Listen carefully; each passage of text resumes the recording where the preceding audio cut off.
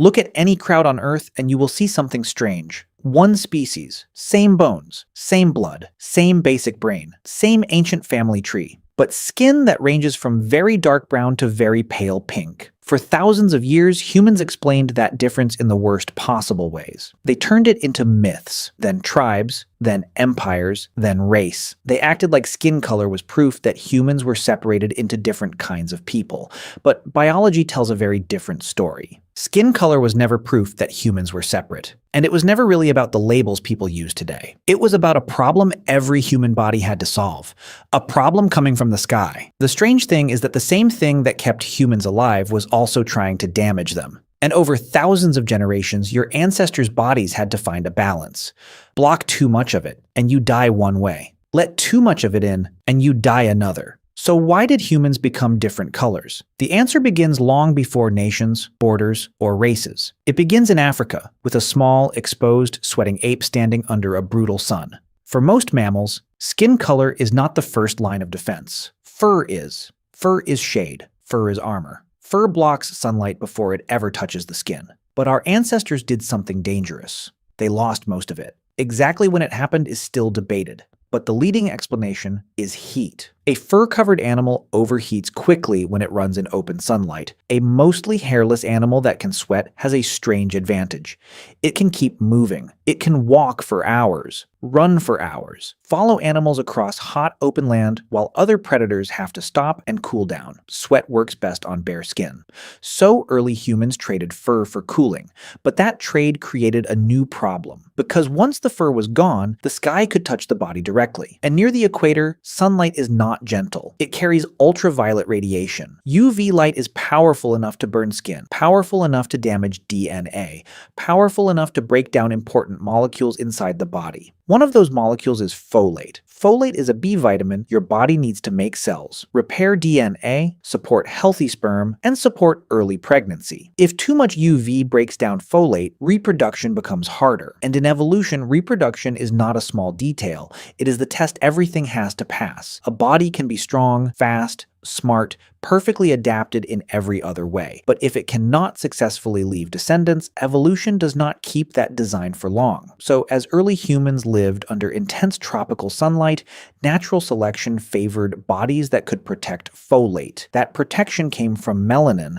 Melanin is the pigment that gives skin its color. But it is not just color, it is a biological shield. It absorbs and scatters ultraviolet radiation before that radiation can do too much damage. The more dark protective eumelanin your skin produces, the better protected you are under strong sunlight. This is why populations whose ancestors lived for long periods near the equator tend to have darker skin. Not because they are a different kind of human, because their ancestors lived under stronger UV. Dark skin was not cosmetic. It was survival technology. It was the first sunscreen. But then humans moved. Slowly, over tens of thousands of years, groups of Homo sapiens spread out of Africa. They crossed deserts, followed coastlines, moved through forests, reached cold plains, cloudy islands, mountains, and northern skies. And the farther some groups moved from the equator, the problem changed. The danger was no longer just too much sunlight. It was too little. More specifically, too little UVB. UVB is the part of sunlight your body uses to make vitamin D. And vitamin D is essential. Your body uses it to absorb calcium, build bones, support immunity, and maintain normal biological function. Without enough vitamin D, children can develop rickets, a disease where bones become soft and deformed. Pregnancy becomes riskier. Bones become weaker. Survival becomes harder. So now human skin faced the opposite problem. Dark skin was excellent under powerful tropical sunlight. But in places where the sun was weak for much of the year, too much melanin could block the limited UVB the body needed. So in many low UV environments, natural selection favored lighter skin. Less melanin meant more UVB could enter the skin. More UVB meant more vitamin D. More vitamin D meant stronger bones and better chances of survival. This is the part most people get wrong. Light skin did not evolve because cold places are cold. Cold does not bleach skin. Sunlight does. The real map is not temperature, it is ultraviolet radiation. That is why human skin color follows sunlight better than it follows heat.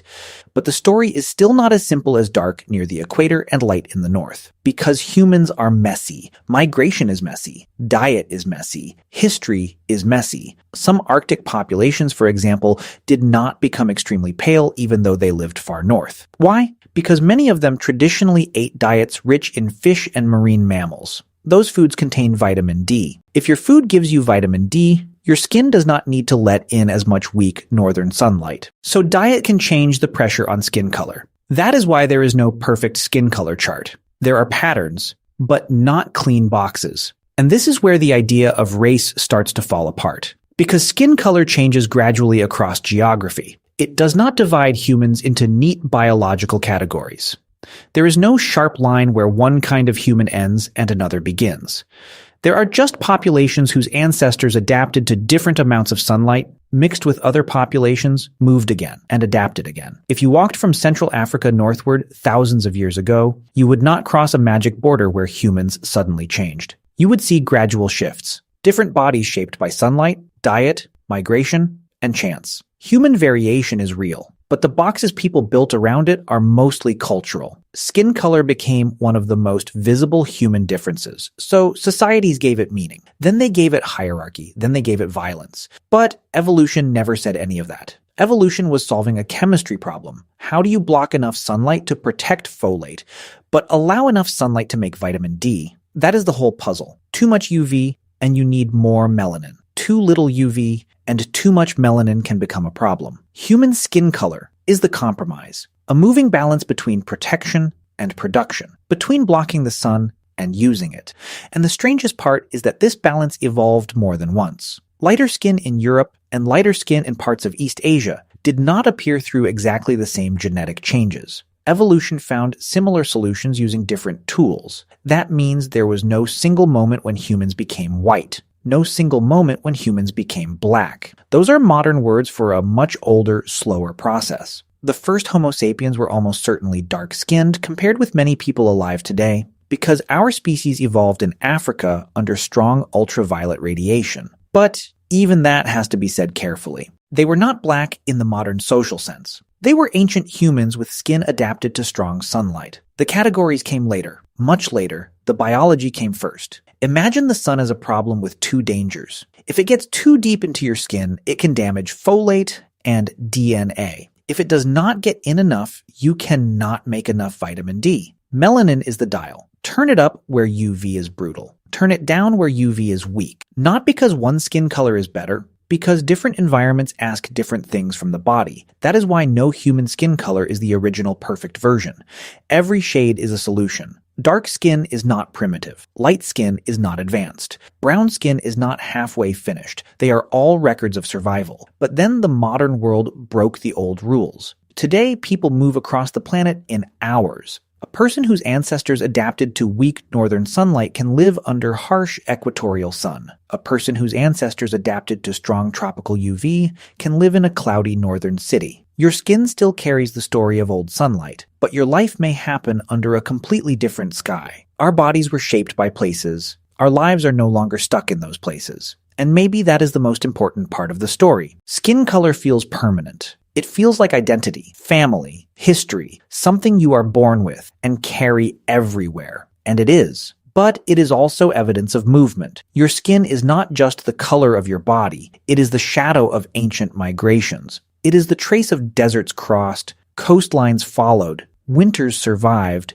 and sunlight absorbed by people whose names are gone. People who never knew they were shaping the face of humanity. They were just trying to live long enough to have children. And over thousands of generations, the sun wrote itself into their skin. So why did humans become different colors? Because we left one place and tried to survive in many. Because the same star that gave us life also threatened to damage us. Because evolution had to solve two opposite problems at the same time. Protect the body from sunlight, and let sunlight in. That is all skin color is. Not a ranking, not a border, not proof that humans are separate. It is proof that humans are one species flexible enough to survive almost anywhere. A species that began under the African sun, spread across the planet, and carried the memory of those skies on its skin. Every shade is a survival story. Every color is a map. And every human alive today is walking around with a little piece of ancient sunlight written on their body. Your body is carrying a much older story than you think. And that story did not end in the past. If you want more videos like this, subscribe now. There's a lot more buried in being human.